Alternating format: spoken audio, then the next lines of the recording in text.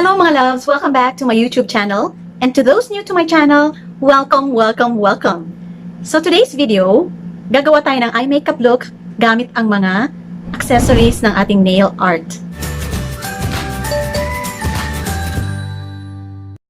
So to start with this video, gagamitin natin ang primer na oil-free, lalagay natin sa ating eyelids. Kukuha lang ako ng konti, tapos lalagay na natin sa mukha. So, importante na lagyan natin ng primer, especially if you're using bright colors, naging vibrant yung color ng ating mga eyeshadow. Para hindi tayo mahirapan sa pag-blend, gagamitan ko ng translucent powder.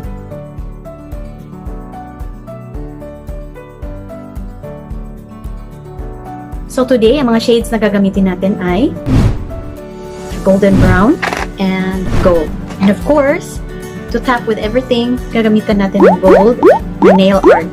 So, let's jump into the video!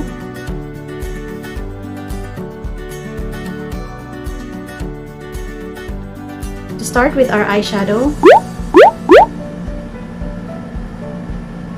and with circular motion, and then follow lang natin yung ating crease. Huwag magmamadali. Okay, so meron pang eyeshadow na natitira sa ating brush. So yun lang ating spread.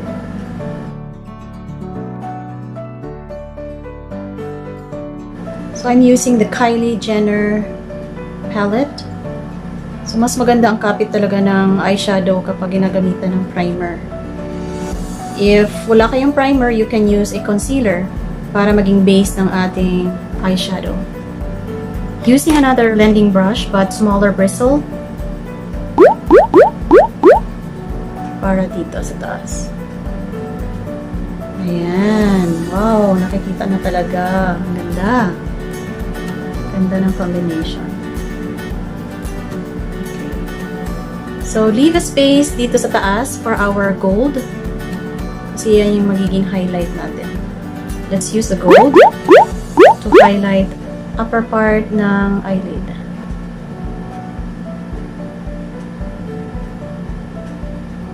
Okay, so gagawa tayo ng cut crease. And we're gonna use yung Sace Lady na concealer. Okay, na-erase na yung kanyang name in the shade 01. Okay, so may mga fallout tayo katulad nito. Pag-brush lang natin, ganito. Then, naayusin natin yan mamaya. Lalagay tayo dito ng part, ating kamay. So, using a flat brush, we are going to cut the crease. So, dun lang sa part na andun yung ating dark eyeshadow.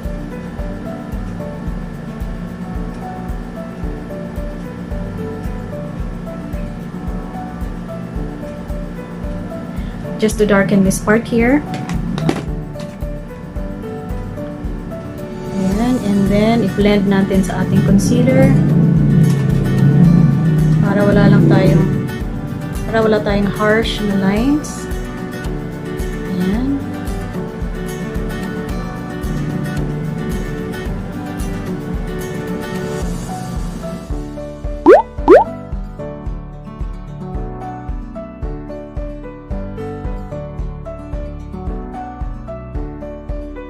Leave the space dito sa gitna for our gold.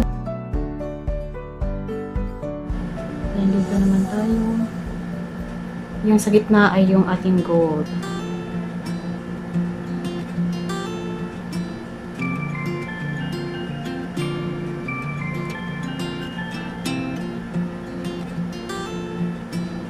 Okay, this one. Dito sa gold sa gitna. Ang ganda ng gold.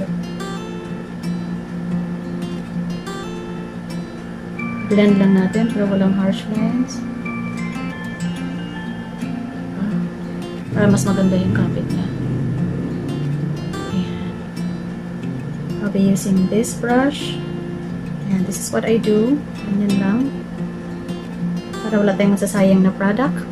And gagawa lang tayo ng parang eyeliner.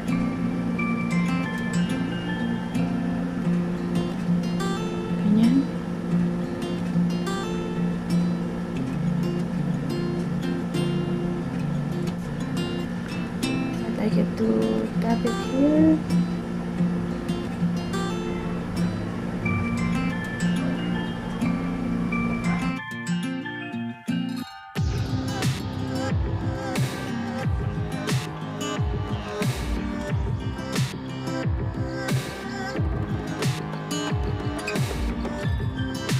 Diretsuhin lang natin ang linya at idugtong natin ang ating glittered na eyeliner sa baba.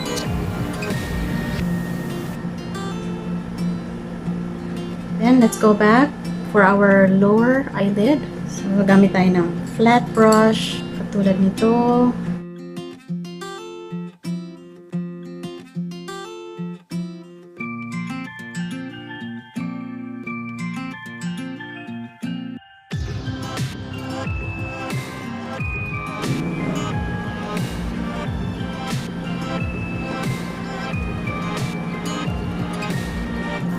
Kung kailangan lang natin mag-retouch, then retouch what is needed to be retouched.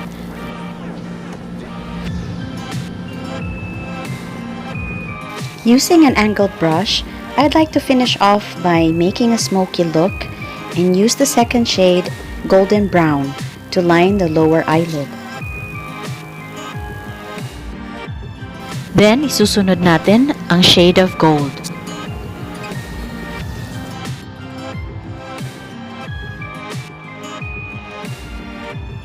Well, syempre, hindi ako nakontento sa highlight ko. So, ginamitan ko siya ng glitter. To spread the product, ginamitan ko siya ng cotton bud.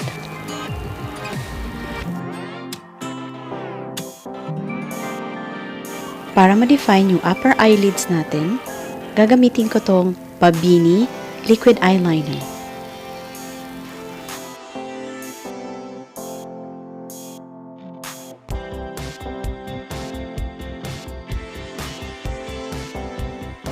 Okay, to finish this look, lalagyan lang natin ng golden na mga nail art. So, I'm gonna use this Forever 21 na eyelash adhesive. So, lalagay ko lang dito sa where I'm gonna put the nail art.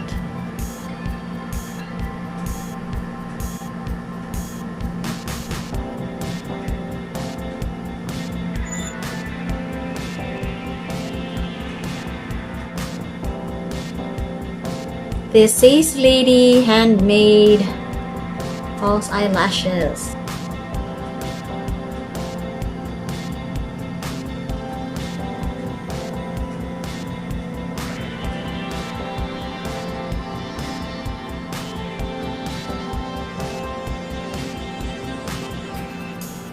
To finish off with this look, concealer tayo here. Ayan. And here,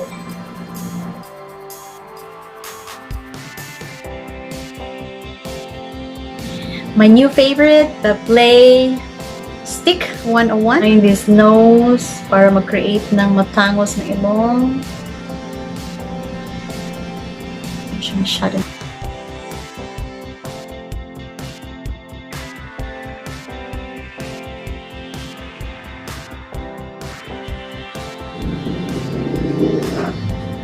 And so, wala ko dito.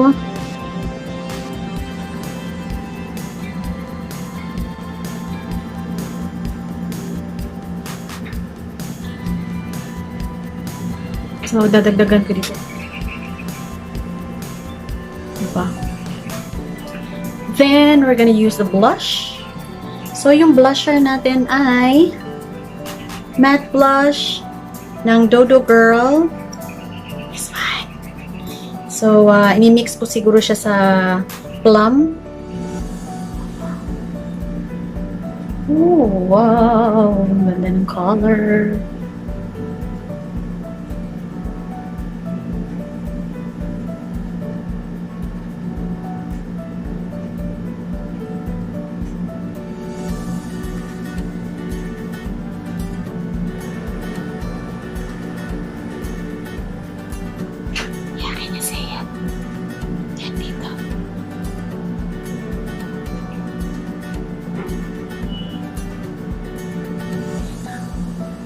Yan. Mas better siya kamayin.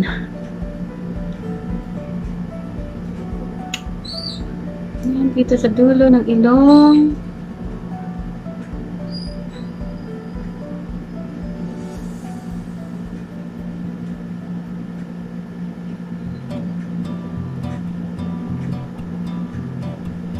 And here. And here.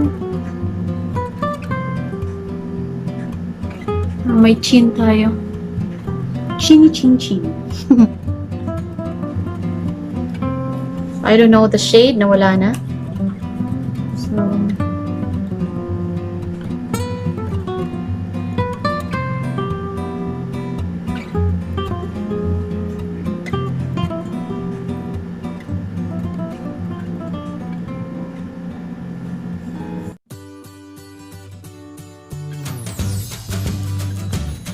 this is my finished look, and if you like this video, please give it a thumbs up and share this video to your family and friends.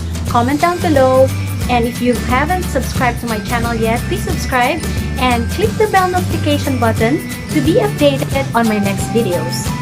I love you. Goodbye. Thank you for watching. Mwah.